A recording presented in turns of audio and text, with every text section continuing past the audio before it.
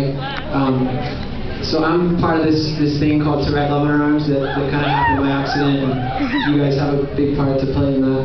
And basically we just tried to tell a story, and that story took place mostly within a few miles of this room, and we tried to invite people into that story. We tried to help one person, and basically we found that the things that she was dealing with and the things in her life were things that no one really talked much about.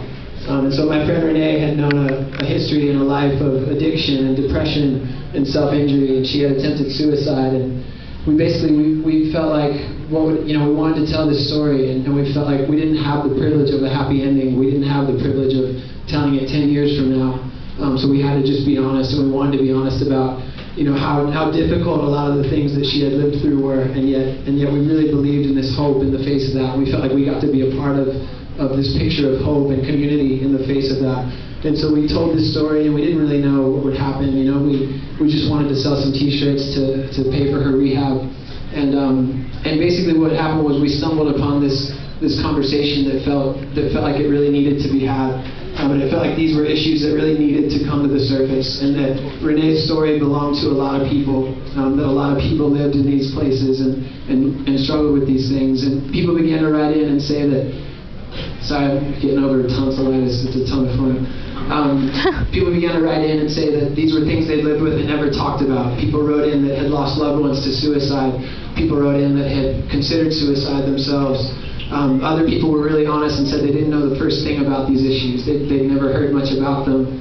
And so basically we were put in this really unique position of just trying to do some homework and trying to start to have answers for people and trying to be able to point people in the right direction.